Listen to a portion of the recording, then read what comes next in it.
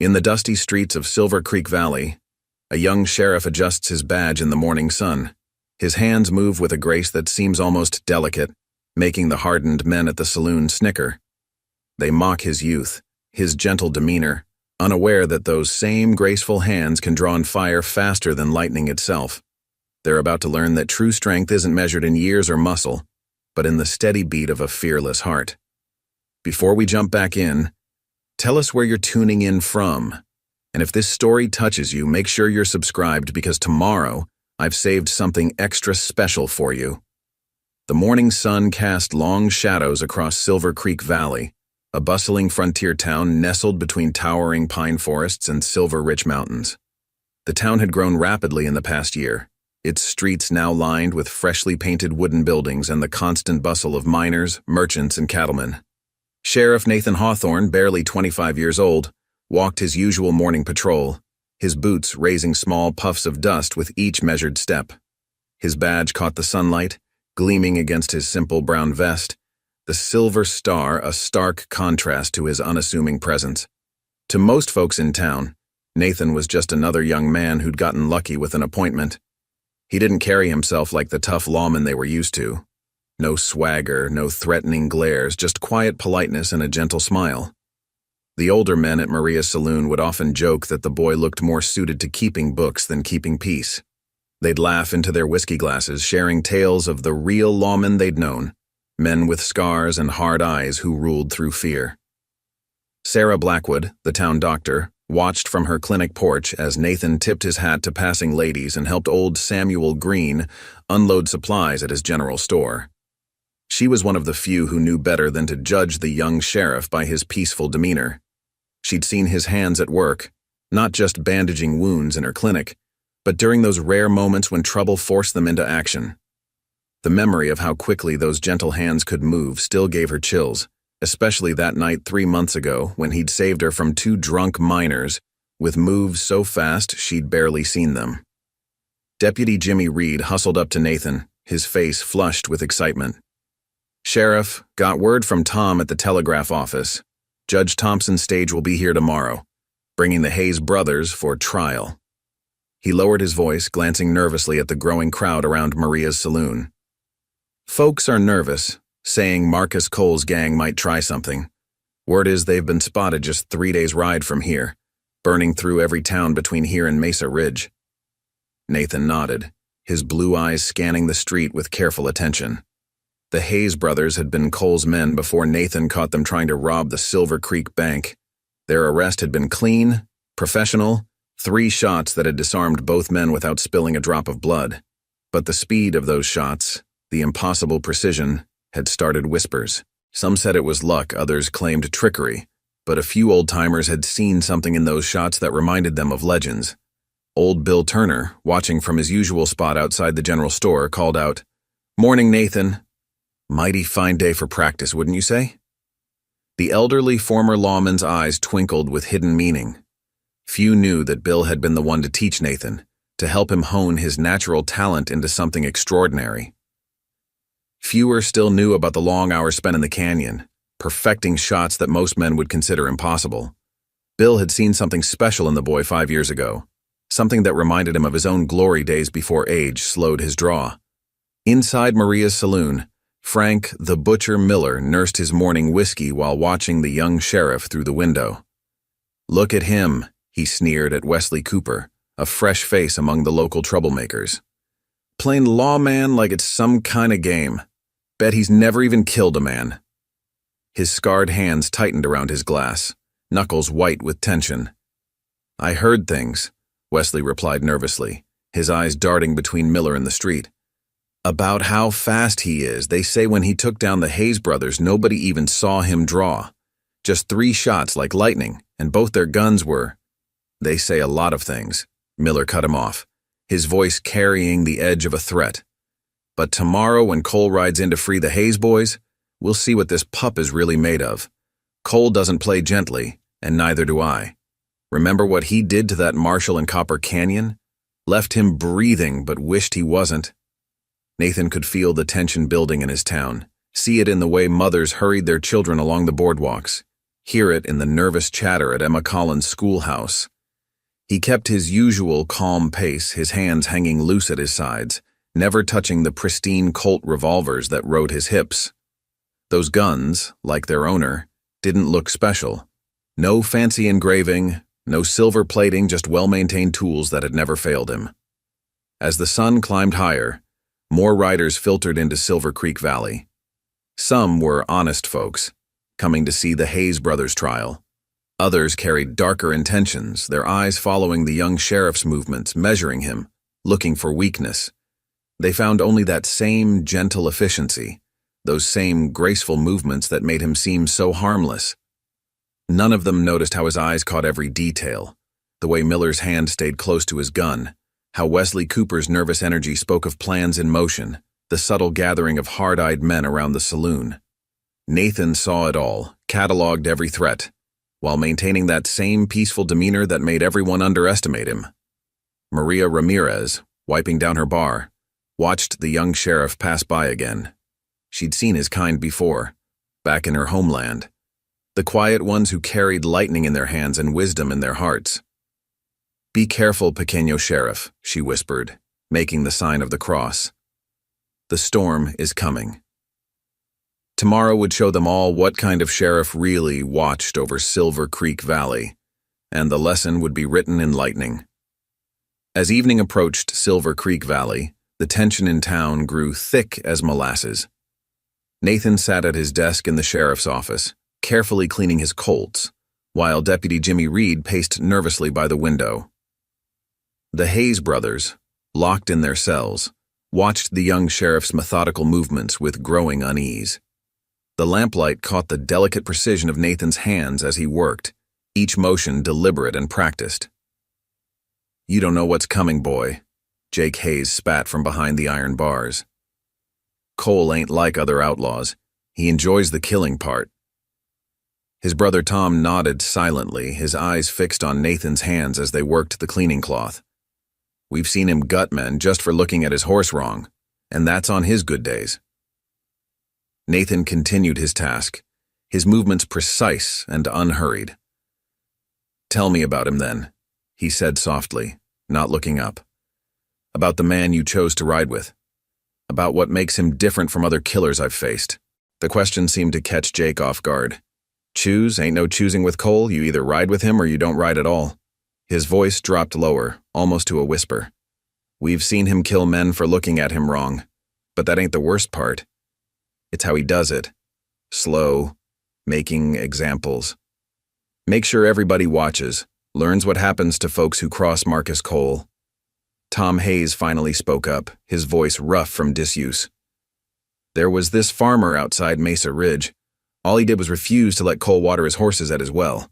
Cole spent 3 hours showing that man's family what happened to people who said no to him. When he was done..." Tom's voice trailed off, his face pale with the memory. Outside, old Bill Turner watched as more strangers rode into town. He counted 12 new faces in the last hour alone, none of them looking like honest travelers. Their guns were too new, their clothes too fine for regular drifters. He made his way to the sheriff's office, his arthritic knee protesting each step. "Nathan," Bill called as he entered. "Got a situation brewing. Miller's gathering quite a crowd at Maria's. Some faces I recognize from wanted posters, others I don't like the look of. They're trying to be subtle about it, but they're positioning themselves around town like chess pieces." Nathan finally looked up from his guns, his blue eyes sharp despite the late hour. "How many?" 20, maybe more. Maria's trying to keep count, but they keep moving between the saloon and the hotel. Wesley Cooper's running messages between them, and there's talk of more riders coming in from the North Trail. Jimmy's hand instinctively moved to his gun. "Should we call in help from Mesa Ridge? Marshal Davies owes us after that cattle rustler business. Could have 20 more badges here by noon tomorrow." "No time," Nathan replied, sliding his pristine Colts back into their holsters. "Judge Thompson's stage leaves Mesa Ridge at dawn. By the time help arrived, it'd be too late." He stood, stretching like a cat waking from a nap. "Besides, sometimes having too many guns just means more chances for things to go wrong. More men to get caught in the crossfire. Sarah Blackwood burst through the door, her doctor's bag clutched tightly. Her usually neat hair was windblown, her face flushed from running. "Nathan, they just brought news from Copper Gulch. Cole's gang hit the town hard, leaving 3 dead and the sheriff." She paused, struggling with the words. "They say he'll never walk again. They shot him in the back while he was trying to evacuate the schoolhouse." The Hayes brothers exchanged knowing looks. "Told you," Jake muttered. "Cole's sending a message. The next town's gonna be worse. Always is." Nathan walked to the window, watching as lanterns began to light up the darkening street. The evening stage had brought more passengers than usual, most heading straight for Maria's saloon. Through the gathering gloom, he could see Frank Miller holding court on the porch, his scarred face animated as he told stories that made hard men laugh nervously. "Miss Sarah," Nathan said quietly, "might want to prepare your clinic. Tomorrow's going to be busy one way or another." He turned to Jimmy. "Get word to Martha Green at the boarding house. Any families that want to leave town tonight, help them pack. The rest should stay indoors tomorrow until this is settled." "And how exactly do you plan to settle it?" Bill asked, though something in his voice suggested he already knew. The old lawman's eyes held a mixture of concern and pride as he watched his former student. Nathan's hands moved in that graceful way that made people underestimate him, checking his gun belt one final time. "The same way you taught me, Bill. Quick, clean, and with as little blood as possible. Every shot has to count. Every move has to mean something." "They won't make it easy," Bill warned. "Cole's men don't fight fair. Never have, never will." Preparing and narrating this story took us a lot of time, so if you are enjoying it, subscribe to our channel. It means a lot to us. Now back to the story. A small smile touched Nathan's lips. "That's why we're going to change the rules on them." He turned to Jimmy. "Remember how we practiced?" The deputy nodded eagerly. "Good. Tonight we will prepare. Tomorrow we will show them what lightning looks like. In broad daylight." As darkness settled over Silver Creek Valley, Nathan began his preparations. He walked the streets one last time, noting every vantage point, every possible angle of attack. Maria caught his eye as he passed the saloon, giving him a subtle nod. She'd keep track of the strangers, marking the dangerous ones. In their cells, the Hayes brothers watched the young sheriff's quiet confidence with growing uncertainty. They'd seen Cole's kind of strength before, the kind that broke things, that left towns in ruins and good men in graves. But this was different. This was the kind of strength that didn't need to prove itself, the kind that came with the speed that even their boss might not be ready for. The storm was coming to Silver Creek Valley. But perhaps, just perhaps, they were about to learn that lightning strikes first. The first rays of sunlight crept over Silver Creek Valley, painting the sky in shades of amber and blood red. Nathan stood on his office porch, watching as early risers hurried through their morning tasks. The usual bustle of the town was muted, replaced by a tense quiet that seemed to hold its breath. Even the morning stage was running early today, the driver clearly eager to make his delivery and leave before trouble started. Inside Maria's saloon, Frank Miller was already deep in his cups, his scarred face twisted in a scowl. The previous night's drinking hadn't improved his mood, and the morning whiskey wasn't helping. "Cooper," he barked, summoning the nervous young man from his post by the window. "Any word from the North Trail?" Wesley Cooper fidgeted with his hat, his eyes darting between Miller and the street outside. "Just got back from checking. Dust cloud about 3 hours out. Has to be Cole and his main group." He lowered his voice, glancing at the other hired guns scattered throughout the saloon. "Miller, I've been thinking. Maybe we should—" "You ain't paid to think," Miller cut him off, slamming his glass down. "Just make sure everyone's in position. When Cole arrives, we need this wrapped up quick and clean. No mistakes, no hesitation. The boy sheriff goes down first." Outside, Sarah Blackwood was stocking her clinic, her hands steady despite her fears. She'd already prepared extra bandages, cleaned her instruments, and arranged her surgery table. Experience had taught her that days like this always ended with her hands deep in someone's wounds. Nathan appeared in her doorway, his shadow stretching across her floor. "Sarah, I need a favor," he said softly. She turned, noting how his usual gentle demeanor seemed sharper today, more focused. "Martha Green's gathering the children at the schoolhouse," he continued. "I need you there. Whatever happens today, keep them safe." His eyes met hers, and for a moment, she saw something there that reminded her of lightning before a storm. It was the same look she'd seen the night he'd saved her from those drunk miners when his hands had moved faster than sight. "Nathan," she started, arranging her medical supplies with practiced precision. "I've seen what bullets do to men. I've patched up enough gunfight victims to know the difference between luck and skill. Cole's reputation, is that just that?" he finished. "A reputation, built on cruelty and fear. But fear's a poor match for speed, and cruelty's no match for precision. Trust me, Sarah. Today's about making sure I have as few patients as possible for you to treat." Old Bill Turner walked the back streets, his experienced eyes noting positions of armed men trying to look inconspicuous.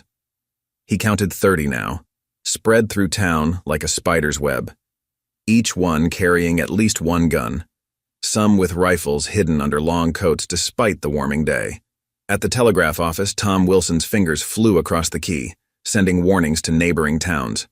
The clickety-clack of the telegraph seemed to count down the minutes until Cole's arrival. Deputy Jimmy Reed approached Nathan, his young face serious. The deputy had spent countless hours practicing with Nathan, learning to read situations, to anticipate trouble before it started. "Just like you taught me?" he asked, checking his gun for the 100th time. "Just like we practiced?" Nathan nodded. "Remember, it's not about being the fastest. It's about being in the right place at the right time," Jimmy finished. "Making every move count, reading the signs before the shooting starts." In their cells, the Hayes brothers watched the preparations with growing unease. They'd seen Cole's work up close and knew his appetite for violence.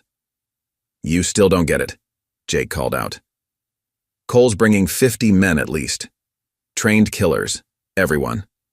Men who enjoy their work, if you take my meaning." "Numbers don't matter much," Nathan replied, checking his Colts one final time, his movements precise and measured. "When lightning strikes, one bolt can split the biggest tree if it hits the right spot." Maria Ramirez moved through her saloon, wiping tables that were already clean, noting faces and positions. She'd survived 3 revolutions in her homeland. She knew the smell of impending violence.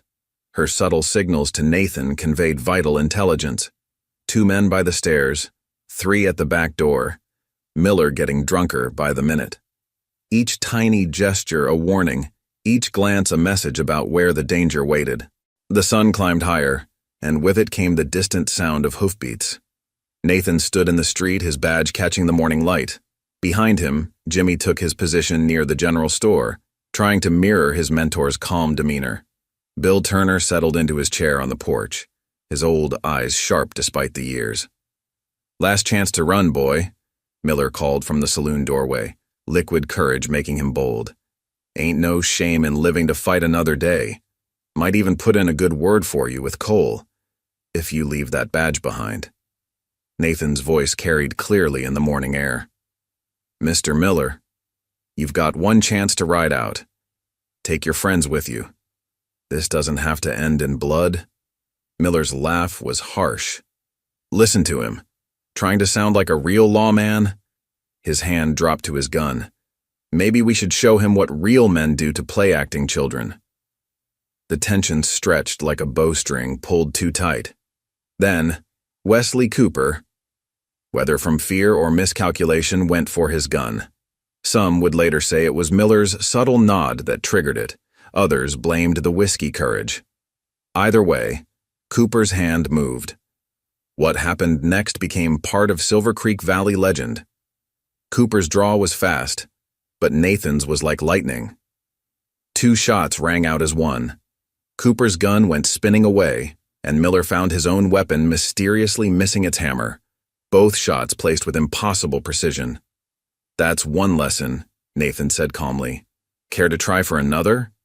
Miller stared at his ruined gun in disbelief. How? That's not possible. Nobody's that fast. Speed's just part of it, Nathan replied. Accuracy's what counts. Now, about that offer to leave town. The morning sun cast long shadows down the street, and in the distance, the dust cloud grew larger. Marcus Cole was coming, bringing his reputation for cruelty with him.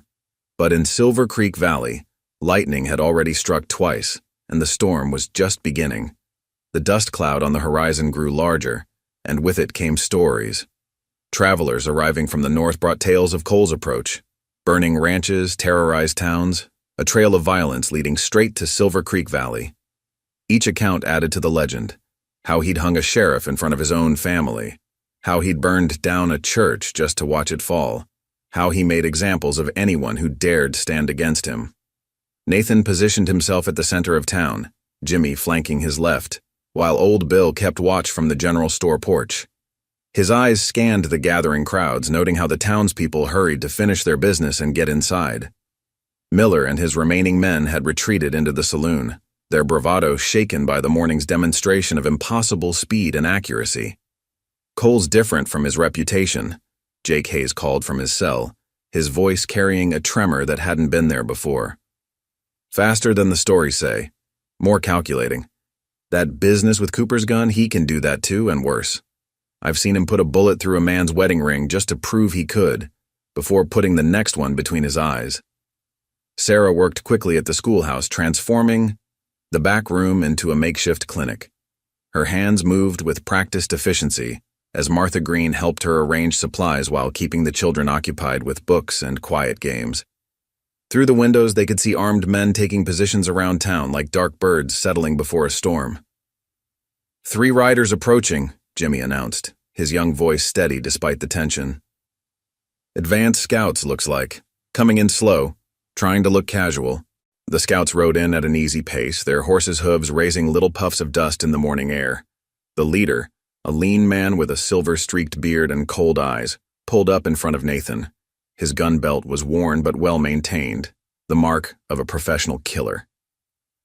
Lucas Rivera, he introduced himself with a slight sneer. Though most folks call me Snake Eyes. I know who you are, Nathan replied calmly. 4 warrants in 3 territories, wanted for murder in Mesa Ridge. Specialties ambush shootings, as I recall. Rivera's smile didn't reach his eyes. Then you know what's coming. Cole sent us a message. Simple terms. Release the Hayes brothers, leave that badge, and ride out. Do that, he might let your town stand. Might even let you live if you're smart about it. And if I don't, then we burn it down, starting with the schoolhouse. Rivera's hand rested casually on his gun, his fingers tapping a slow rhythm on the pearl handle. Your choice, boy. Though I'm hoping you choose the hard way. Been a while since I had a good excuse for some fun. Nathan's voice carried clearly in the morning air. Mr. Rivera, I'm only saying this once. Take your men and leave. Tell Cole that Silver Creek Valley isn't like other towns. No? Rivera's laugh was as cold as the winter wind. What makes it so special? The boy sheriff with soft hands? The townsfolk who'll run at the first sign of trouble? Nathan's hands hung loose at his sides, relaxed in a way that made Old Bill smile knowingly. Lightning strikes here, fast and accurate. Best remember that. Prove it. The challenge hung in the air for a heartbeat. Then Rivera went for his gun, a famously quick draw that had killed 12 men across the territory. But Nathan's hands moved like liquid light, so fast they seemed to blur. 3 shots rang out in a single breath, the sound merging into one sharp crack. Rivera stood frozen, his prized gun in pieces at his feet. His companions found their weapons similarly disabled, bullets placed with surgical precision through firing mechanisms. Not a drop of blood had been spilled, but the message was clear as mountain water. That's your warning, Nathan said quietly. Take it back to Cole. Tell him what you saw. Tell him what's waiting. Impossible, Rivera whispered, staring at his ruined gun like a man seeing a ghost. Nobody's that fast. Nobody's that accurate. Someone is, Old Bill called from his porch, pride evident in his voice. Now ride out while you can. Next time might not be so gentle. As the scouts retreated, Maria emerged from her saloon, her dark eyes worried. Cole won't be scared off by this, pequeño sheriff. He'll come harder now. More men, more guns, more evil in his heart. I'm counting on it, Nathan replied, checking his guns with those same graceful movements that fooled so many.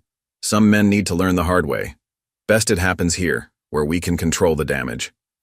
Inside the jail, the Hayes brothers exchanged looks through the bars separating their cells. Did you see? Tom whispered, fear and awe mixing in his voice. Just like Lightning Jack Morgan in his prime. Better, Jake responded, his face pale. Morgan couldn't shoot mechanisms out of guns. Nobody can. Nobody human, anyway. The sun climbed higher as more riders appeared on the horizon.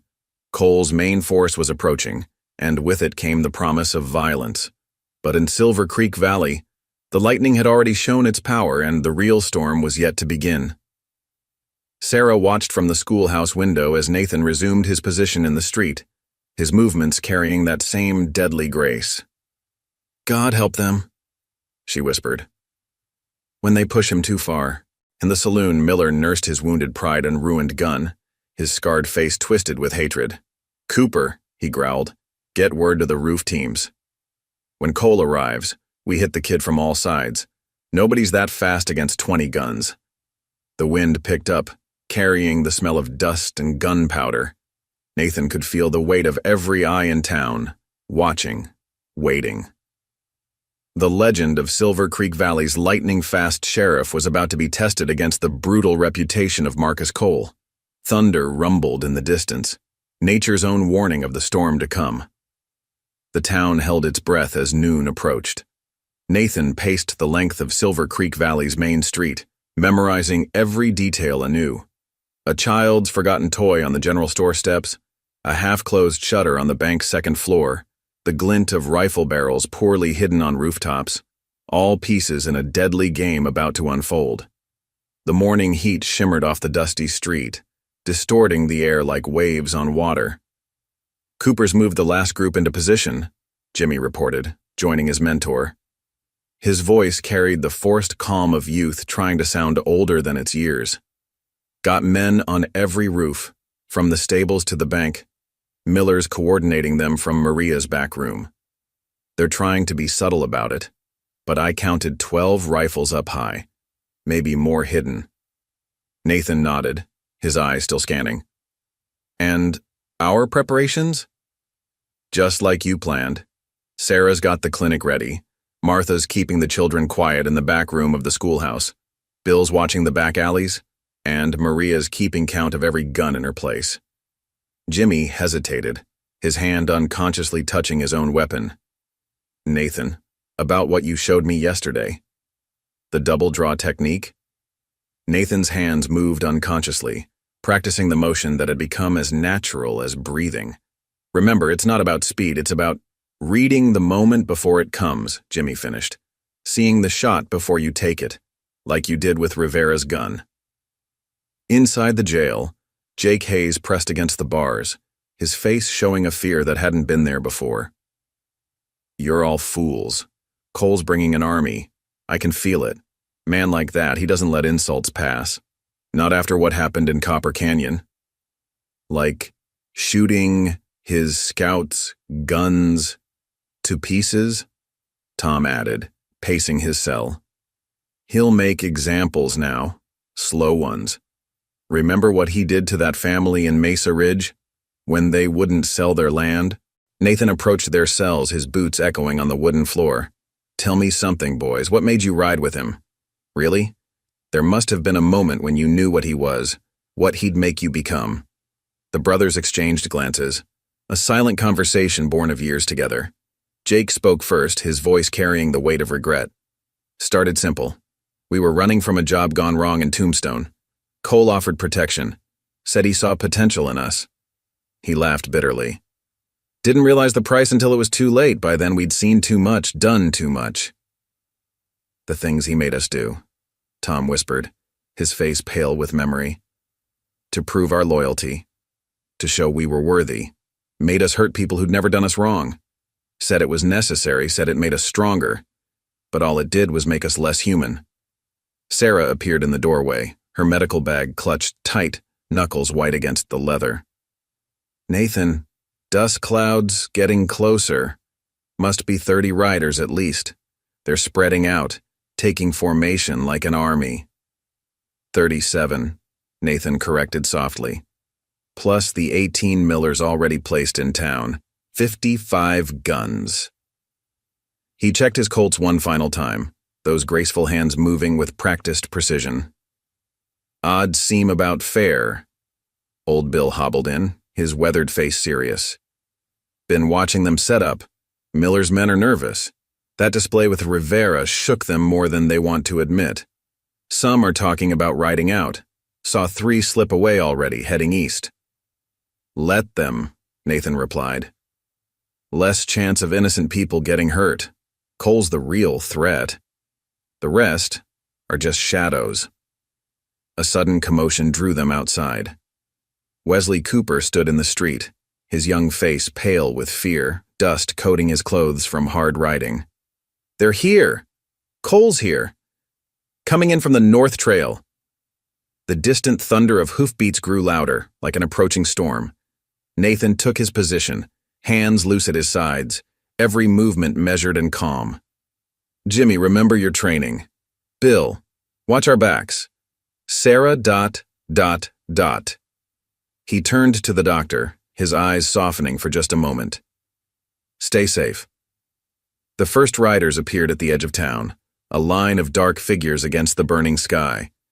At their center rode a man in a black duster, silver conchos catching the sun like stars.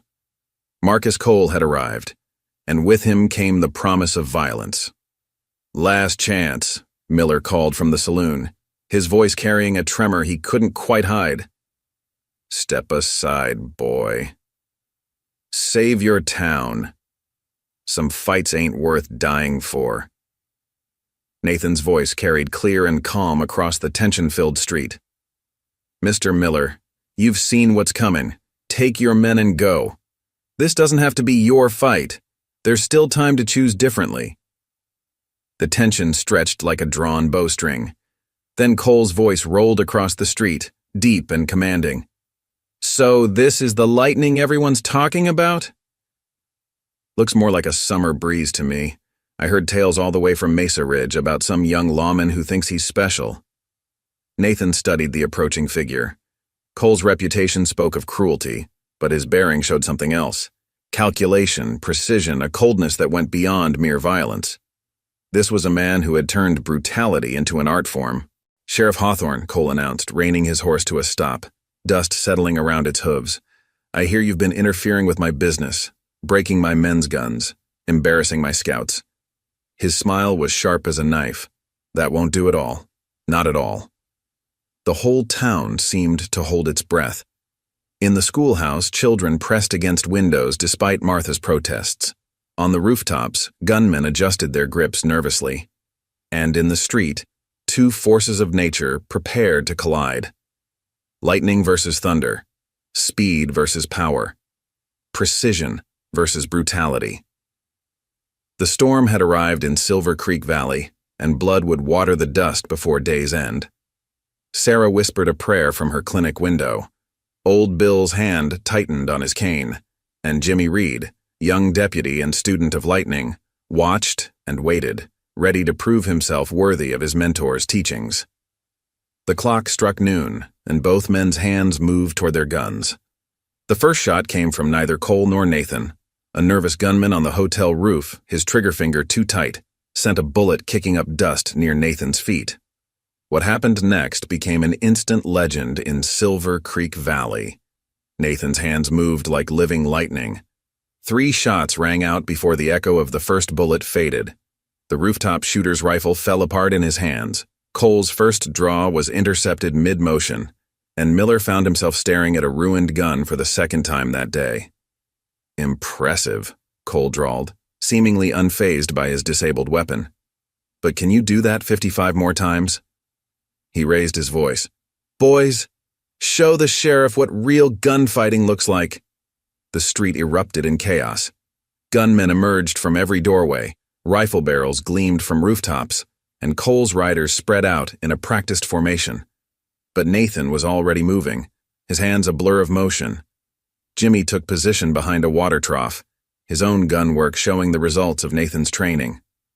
Just like practice, he muttered, picking his shots carefully. Each bullet found its mark.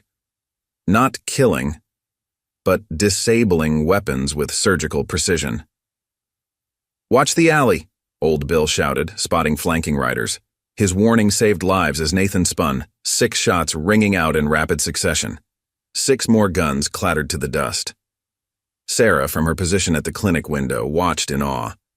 She'd treated gunfight victims before, seen what bullets could do. But this was different, a dance of precision and speed that left men standing but disarmed. Cole's face darkened as more of his men found themselves holding useless metal. "Miller!" he bellowed. "Now would be good!" Frank Miller emerged from the saloon, leading a dozen men. They'd planned to catch Nathan in a crossfire, but the young sheriff was already moving. His guns seemed to sing, each shot finding its mark with impossible accuracy. "The guns," Tom Hayes whispered from his cell. "He's not shooting men. He's shooting their weapons. Every single time." Maria Ramirez watched from behind her bar, counting shots. 23, she murmured. 23 guns disabled, and not a drop of blood spilled. Nathan moved like water through the chaos, his every step calculated. Bill had taught him well. Not just speed and accuracy, but economy of motion. No wasted movement, no unnecessary risks. "This is impossible," Cooper stammered, watching his companion's weapons fall to pieces. "Nobody can shoot like this." Cole drew his backup gun, a small Derringer hidden in his sleeve. "Everyone has a limit, boy," he snarled. "Let's find yours."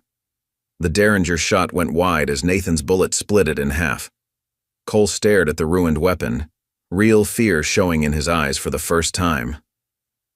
32, Nathan called out calmly. "That's 32 guns disabled. Anyone else want to try?" A few of Cole's men broke ranks, spurring their horses toward the town limits. Others threw down their weapons, seeing the futility of drawing against living lightning. "This isn't over," Cole growled, his facade of control cracking. "Miller, the backup plan!" Miller's scarred face twisted in a grin. "Already in motion, boss.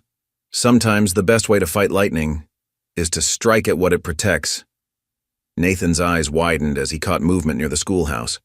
3 men moving with purpose toward where the children were hidden. The real test was about to begin. Speed versus cruelty. Precision versus threat. And this time, the stakes were higher than just broken guns and wounded pride. Sarah saw it too. "Nathan!" she screamed. "The children!" The young sheriff's hands settled on his guns. He'd shown them lightning. Now it was time to show them thunder. The storm in Silver Creek Valley was far from over. It was about to break with full fury. "Time to choose, Sheriff," Cole called out. "Your reputation or their lives. What's it going to be?" The clock ticked toward high noon, and Nathan Hawthorne prepared to show why lightning was feared above all other forces of nature. Through the dust and chaos, Nathan saw the threat clearly. 3 of Cole's men crept toward the schoolhouse while others maintained covering fire. Martha Green's face appeared briefly in the window, pulling children away from the glass. "Last warning," Nathan projected his voice above the gunfire. "Drop your weapons and leave my town." Cole's laugh was harsh. "Your town? Boy, you don't understand ownership. True ownership comes through fear. Show him, boys." The men near the schoolhouse raised their weapons, but Nathan was already moving. His hands flashed faster than eyes could follow, bullets finding their marks with devastating precision. Guns flew apart, bullets split in mid-air, and would-be killers found themselves disarmed before their fingers could tighten on triggers. 41, Old Bill counted from his position. 41 guns disabled. Jimmy, following his mentor's example, picked his shots carefully. 2 more weapons fell to pieces under his careful aim. "That's what real strength looks like," he called out, pride evident in his voice. Miller, seeing his plans unravel, made one final desperate play. "Burn it!" he screamed. "Burn the whole damn town!" But Nathan had anticipated this too. Maria's water barrels, strategically placed throughout town, had made any fire attempt futile. Sarah and Martha had already moved the children to the stone-walled basement of the bank. "Your men are disarmed, Cole," Nathan stated calmly. "Your threats are empty. Your reputation ends here." Cole's face twisted with rage. "Nobody's reputation ends here except yours, boy." He reached into his duster, pulling out a hidden rifle. The shot never came. Nathan's bullet split the rifle's barrel lengthwise, the piece of gunsmithing so precise it seemed impossible. "45, Nathan announced. "Want to try for 50? The remaining gunmen looked at each other uncertainly. They'd come expecting easy victory over a young sheriff. Instead, they'd found lightning incarnate. "He ain't human," one of Cole's men muttered, dropping his gun voluntarily. "This ain't natural." Sarah emerged from the bank, checking on the frightened but unharmed children. "It's not about being human," she said loudly. "It's about choosing to protect rather than destroy." The wind picked up, carrying the scent of gunpowder and spent casings. In the jail, the Hayes brothers watched through their window, witnessing the fall of the man they'd once feared above all others. "Your choice, Cole." Nathan's voice carried clearly. "Surrender now, or show everyone here what happens when lightning strikes twice." The legendary Marcus Cole, scourge of 3 territories, faced a decision. His reputation lay in ruins, his men disarmed or fled, his schemes undone by hands faster than sight. The storm in Silver Creek Valley was about to reach its crescendo, and only one legend would survive its passing. Cole stood in the dust-filled street, his legendary reputation crumbling like the disabled guns scattered around him. For the first time in his violent career, real fear showed in his eyes. His remaining men watched nervously, waiting to see if their leader would surrender to this living lightning or make one final, fatal stand. The tension in the air was thick enough to cut with a knife. "Last chance," Nathan called out, his hands steady at his sides. "Surrender, and everyone walks away alive. No more broken guns, no more shattered reputations." Cole's face twisted through a range of emotions: rage, disbelief, fear, and finally, a cold calculation that Sarah recognized from treating too many of his victims. "You think this is over?" he snarled. "You think breaking a few guns makes you a better man?" His hand moved to his boot, drawing a hidden derringer. "Let's see how fast you really are when children are at stake." He spun suddenly, aiming not at Nathan but at the schoolhouse window where a young girl had peeked out. Martha Green's scream split the air as 3 shots rang out simultaneously. Cole's derringer, Nathan's right-hand Colt, and Deputy Jimmy's carefully aimed bullet. Cole's shot went wide as both lawmen's bullets struck his weapon, splitting it into 3 perfect pieces that landed in the dust with an almost musical chime. 47, Nathan counted calmly, his voice carrying across the stunned silence. "That's 47 guns disabled. Still want to test the lightning, Mr. Cole? Or have you seen enough?" Miller, seeing his boss falter, made one last desperate move. His face twisted with malice as he shouted, "The Hayes brothers!" His voice carried to the men still positioned around town. "Get to jail, we still have leverage." But Nathan had anticipated this too. His hands moved in that impossible blur that had become Silver Creek Valley legend, and suddenly, Miller found himself staring at the pieces of a shotgun he'd hidden under his coat. Around him, the last few armed men discovered their weapons similarly disabled, each gun taken apart with surgical precision. 52, Old Bill called out from his position, pride evident in his weathered voice. 52 guns taken apart by lightning. Never seen anything like it, not even in my prime. Not even Lightning Jack Morgan could have matched this. Sarah emerged from the bank where she'd been protecting the children, her medical bag still clutched tight, though thankfully unused. "It's over, Cole. Your men are disarmed. Your reputation's finished. Surrender before someone gets hurt. You've seen what he can do. Don't make him prove it again." Cole's eyes darted around wildly, looking for options, for escape, for any way to salvage his fearsome reputation. The man who'd terrorized 3 territories now looked lost, like a wolf suddenly finding itself outmatched. "You don't understand," he growled, his voice carrying a hint of desperation. "Fear is power. Terror is controlled. Without that, what am I?" "A man," Nathan replied simply, his hands relaxed at his sides. "Just a man who chose the wrong path. But it's not too late to choose differently. Every day we get to decide who we want to be." In their cells, the Hayes brothers watched the scene unfold through their barred window. "He really did it," Jake whispered, awe replacing his earlier skepticism. "Took down Cole without killing anyone, didn't think that was possible. All those years running with Cole, thinking fear was the only way." Maria stepped out of her saloon, her dark eyes taking in the scene of disabled weapons and shaken men. Empty gun belts and broken rifles littered the street like fallen leaves. "This is what real strength looks like," she announced to no one in particular. "Not killing, but choosing not to kill when you have every right to. The lightning that illuminates rather than destroys." Cole's shoulders slumped as the last of his men threw down their weapons or fled. His carefully built empire of fear had been dismantled by a young sheriff with hands like lightning and a heart that chose mercy over vengeance. The legend of Marcus Cole died not in a blaze of gunfire, but in the quiet realization of his own limitations. "You could have killed us all," Cole said quietly, the realization finally hitting him like a physical blow. "Every shot you could have been killed instead of disarmed. 52 chances to end lives, and you chose not to take any of them. Why didn't you?" Nathan holstered his guns with that same fluid grace that had made so many underestimate him. Because true strength isn't about how many men you can kill, it's about how many you choose not to. That's what separates justice from vengeance. As Sarah and Martha led the children from their shelter, as Jimmy proudly collected the pieces of disabled weapons, as the town began to emerge from hiding, a new legend was born in Silver Creek Valley.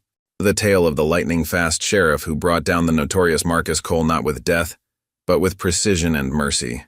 A story that would be told in saloons and around campfires for years to come, about how true strength lies not in the ability to take life, but in the wisdom to preserve it. Cole held out his wrists for the handcuffs, his fearsome reputation replaced by a new understanding.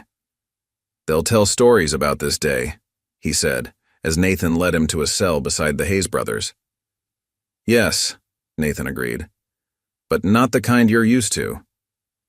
These stories will be about choice, about mercy, about lightning that strikes to save rather than destroy." The sun began its descent over Silver Creek Valley, casting long shadows across the street littered with disabled weapons. Each broken gun is a testament to precision over violence, skill over cruelty, lightning over thunder. The legend of the lightning-fast sheriff was sealed not in blood, but in mercy. And in the jail, as Cole joined the Hayes brothers behind bars, a new chapter began. Not just for Silver Creek Valley, but for everyone who witnessed the day lightning taught mercy to thunder. The day after Cole's capture, Silver Creek Valley woke to a changed world. The morning sun revealed the aftermath. Broken guns scattered across dusty streets, bullet holes in wood but not flesh, a testament to precision over violence. Nathan sat at his desk, writing his report for the territorial marshal, while Jimmy cataloged the disabled weapons with meticulous care. 52 guns, Jimmy announced, arranging the pieces by type and owner. Each one taken apart with surgical accuracy. Some shots split gun barrels lengthwise.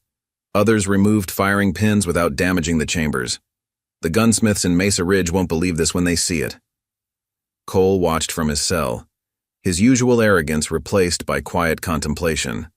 His hands, once instruments of terror, now gripped the iron bars as he studied the young sheriff. "Been thinking about what you said, Sheriff." about choices, about strength being more than just fear. Nathan looked up from his paperwork. And 15 years I spent building my reputation. I made myself a legend through fear and blood. Thought that was the only way to make men respect you out here. Cole's voice carried a new tone, something between regret and revelation. But you made a different kind of legend yesterday, showed a different kind of strength, the kind that changes men instead of ending them. Sarah entered the office carrying fresh bandages, though none had been needed, a fact that still amazed her. 3 towns sent telegrams already, she reported, setting down her medical bag. Asking about the lightning sheriff who takes down gangs without bloodshed. The telegraph operator in Mesa Ridge says he's never seen anything like it. Stories are spreading faster than wildfire. Word travels fast, old Bill commented from his chair by the window, where he kept watch, out of habit. Already heard traders talking about it at the general store. The sheriff who shoots guns, not men. The lightning that disarms instead of kills. Some say it's impossible, but the proof's right there on Jimmy's table. Nathan continued his work, those same graceful hands now wielding a pen instead of a gun. Each word was as precise as his shots had been. It's not about legends, Mr. Cole. It's about choices. Every day we choose who we want to be. Yesterday, you and your men chose violence. I chose something different. The Hayes brothers in their adjacent cells had been unusually quiet since yesterday's events, their usual bravado stripped away by what they'd witnessed. Tom finally spoke up, his voice carrying genuine curiosity. Could you teach others? What did you do? The shooting, Nathan asked, not looking up from his report. No, Jake interrupted, pressing against his cell bars. The choosing, the mercy part, the way you saw another path when everyone else would have just started killing. Outside, the town was coming back to life, but differently than before. Martha Green reopened the schoolhouse, children now playing freely in the yard without fear. Maria supervised the cleanup of her saloon, sharing tales of the lightning sheriff with fascinated customers. Even the usual troublemakers seemed changed, their swagger replaced by thoughtful silence. Wesley Cooper approached Nathan's office cautiously. The young man who'd run messages for Miller now carried himself differently, shame and hope warring in his expression. Sheriff, he called from the doorway. Some of us were wondering, those of us who chose wrong, is there a way back? A way to be something different? Nathan set down his pen, giving Cooper his full attention. There's always a way back, Mr. Cooper. The question is, are you willing to do the work? To learn that strength isn't about who you can hurt, but who you choose not to. The morning stage arrived, bringing Marshal Davies from Mesa Ridge. The gruff lawman stood in the doorway, staring at the collection of disabled weapons spread across Jimmy's table. His weathered face showed disbelief warring with respect. Heard the stories. I didn't believe them until now. 52 men disarmed without a single death. Never seen anything like it in 30 years of wearing a badge. That's not the impressive part, Cole called from his cell, drawing Davies' attention. The impressive part is that he could have killed us all, but chose not to. That's the real legend you should be spreading, Marshal. Not just about his speed, but about his choice. Davies studied Nathan thoughtfully. Territory could use more lawmen like you, son. Men who understand the difference between justice and vengeance. Men who know how to end a fight without ending lives. News continued to arrive from neighboring towns. Stories of Cole's defeat spread, but they weren't the usual tales of violence and death that followed such confrontations. These were different. Stories of precision, of choice, of mercy, proven stronger than brutality. Each telling seemed to grow in the telling, but the essential truth remained. Lightning had struck in Silver Creek Valley, and it had illuminated a different path.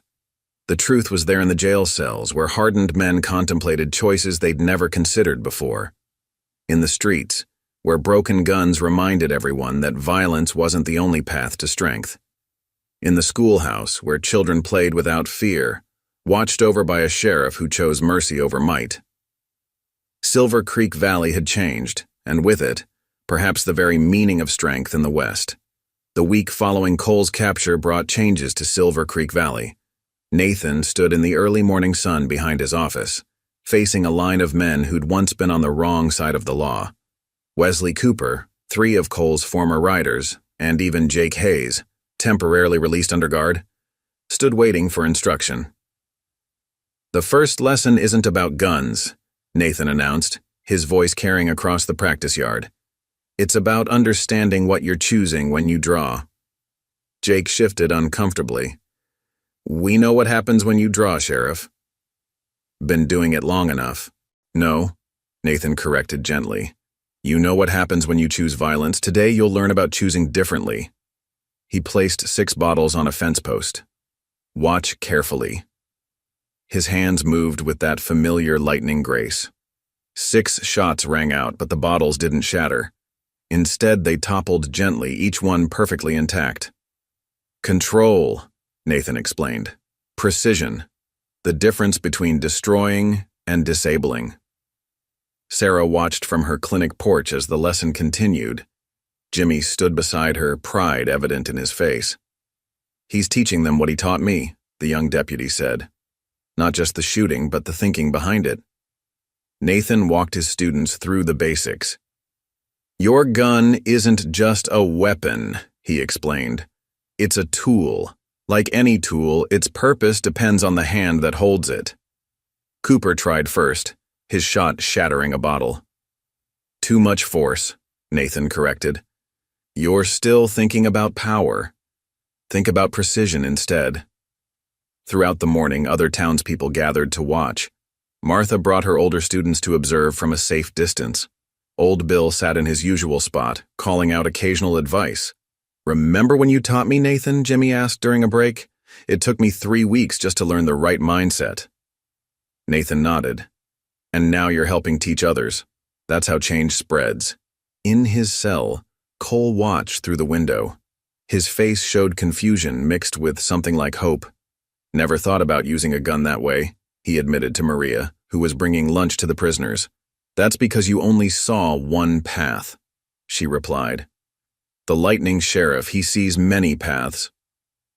The afternoon brought more lessons.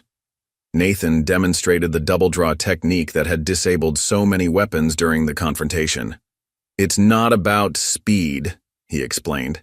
"It's about reading the moment, understanding where the shot needs to go before you take it." Jake Hayes proved a surprisingly apt pupil. His first successful attempt at a precision shot brought applause from the gathered crowd. "Different feeling," he mused, "hitting what you aim at without destroying it." As sunset approached, Nathan gathered his students. "Tomorrow we'll practice more. But tonight, think about what you learned. Not just about shooting, but about choosing." Sarah approached as the group dispersed. "You're changing them," she observed. "Not just their actions, but their thinking." "That's the real lesson," Nathan replied. "Anyone can learn to shoot fast.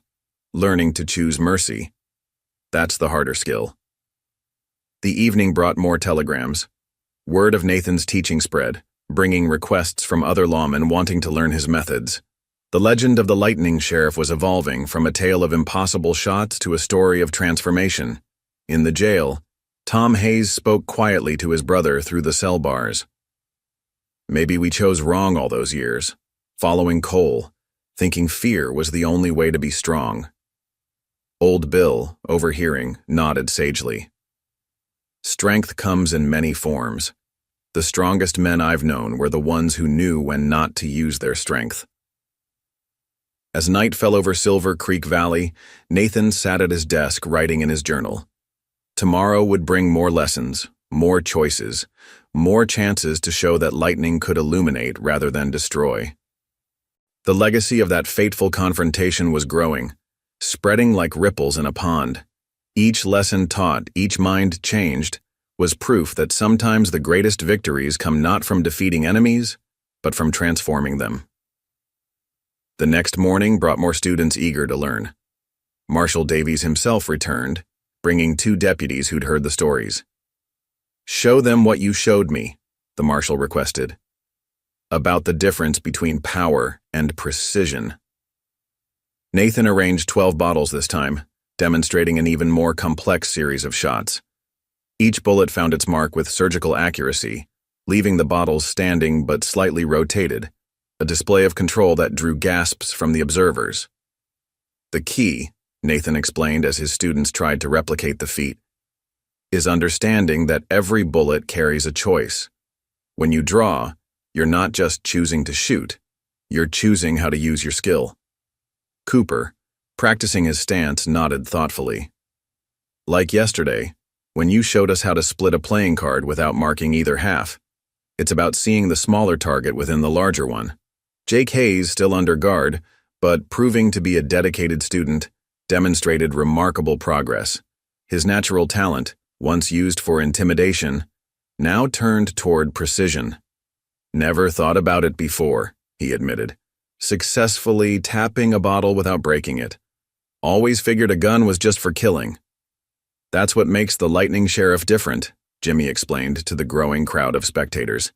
He sees beyond the obvious choice, shows us there's always another way. The practice continued through the morning, each student learning not just technique but philosophy. Nathan moved among them, adjusting stances, correcting grips, but most importantly changing mindsets. The hardest part, he told Sarah during a break, isn't teaching them to shoot accurately. It's teaching them to think differently about why they're shooting in the first place.